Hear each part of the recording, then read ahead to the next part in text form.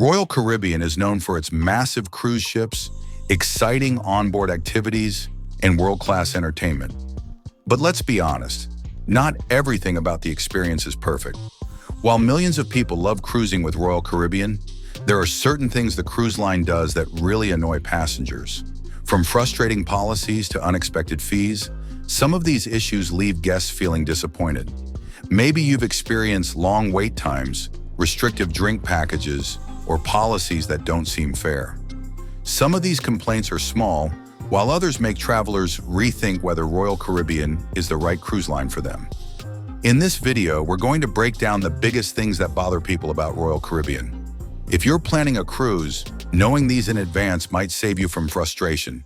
And if you've already cruised, let's see if you agree with the most common complaints. Lack of rule enforcement. One of the biggest frustrations for Royal Caribbean passengers is the inconsistent enforcement of rules. While the cruise line has clear policies in place, they often go unenforced, leading to an unfair experience for those who try to follow them. For example, Royal Caribbean has a dress code for formal nights, encouraging guests to wear elegant attire. However, many passengers ignore it, showing up in casual clothes like t-shirts and shorts. Since there's little to no enforcement, it makes those who follow the dress code feel like their efforts are pointless. Another issue is smoking and vaping in public areas. While Royal Caribbean has designated smoking zones, many passengers don't follow the rules, and security rarely intervenes. This can be frustrating for non-smokers who expect a clean and smoke-free environment in certain areas of the ship. The lack of strict check-in time enforcement is another problem. While passengers are assigned specific check-in times, many arrive whenever they want, causing long lines and delays. This makes the process chaotic and frustrating for those who actually follow the given time slots. Inconsistency in enforcing policies creates an unfair environment. Those who break the rules often face no consequences, while those who try to abide by them sometimes feel penalized. Whether it's dress codes, smoking regulations, or check-in procedures, Royal Caribbean could improve the overall experience by ensuring that all guests follow the same set of rules. Financial cutbacks. One of the biggest complaints about Royal Caribbean in recent years is the noticeable financial cutbacks, despite the company still making huge profits. Many passengers feel like they're paying the same, or even more, but getting less in return. One major change is in housekeeping services.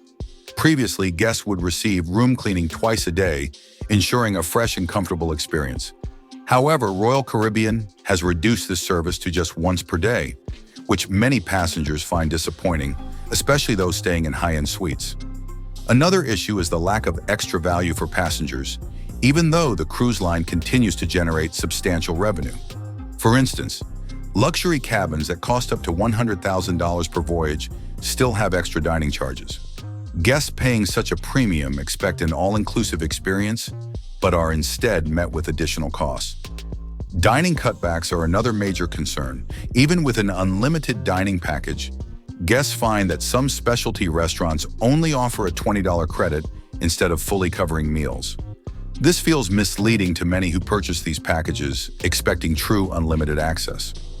These cost-cutting measures not only frustrate passengers, but also make them feel like they're not getting the full value of their cruise experience. With cruise prices rising and onboard expenses increasing, Royal Caribbean should focus on maintaining high service standards, rather than cutting back on what passengers expect as part of their vacation.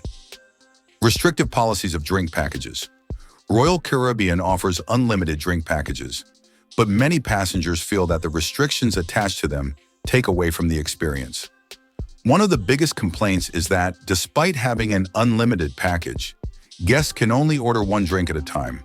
This means if you're with a partner or friend who doesn't have a package, you can't order a drink for them. It also slows things down, especially when bars are crowded and you have to return multiple times for another drink. Another frustrating limitation is that not all drinks are included. Many premium cocktails, high-end liquors, and even certain specialty coffees are excluded from the package. Guests who pay a hefty price for unlimited drinks expect a wide selection, but instead they often find themselves facing additional charges for premium options. These restrictions make some passengers question whether the drink package is truly worth it. While it can still provide value for those who drink frequently, the limitations can feel misleading. Many believe that Royal Caribbean should either lower the package price or expand its inclusions to match the expectations of those who purchase it. Lack of transparency in casino offers. One of the biggest frustrations among Royal Caribbean passengers is the lack of transparency in how casino offers, particularly free cruise rewards, are given out.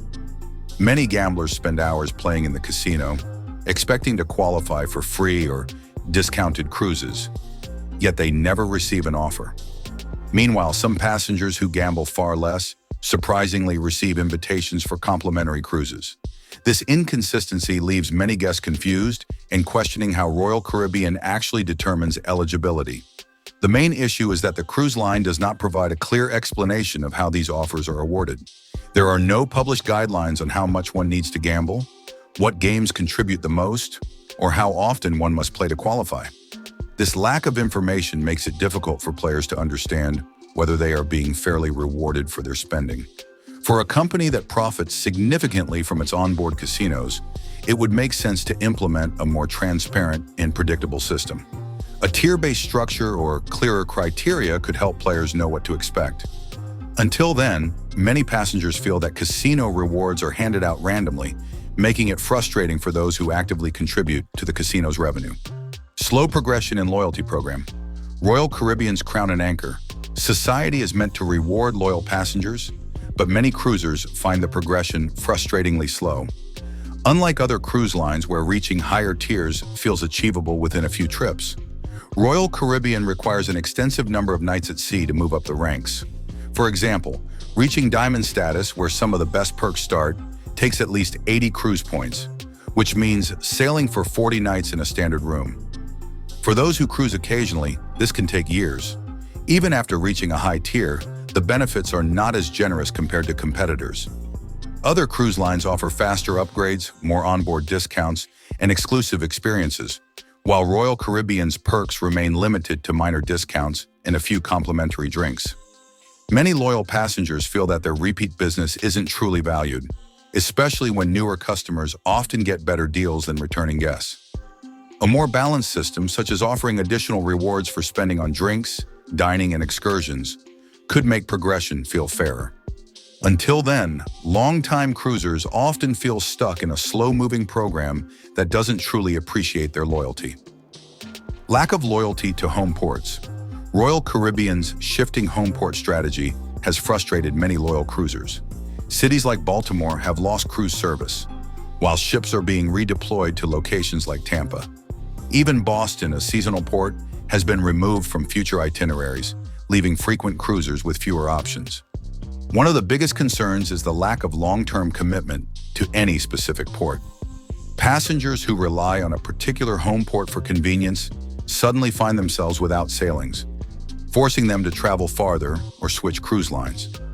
While Royal Caribbean adjusts based on profitability, it rarely considers the loyal customer base that depends on these ports. A more transparent and consistent approach to home ports would help passengers plan their future vacations without worrying about unexpected changes. Otherwise, this lack of stability can push longtime Royal Caribbean fans toward other cruise lines with more reliable deployment strategies.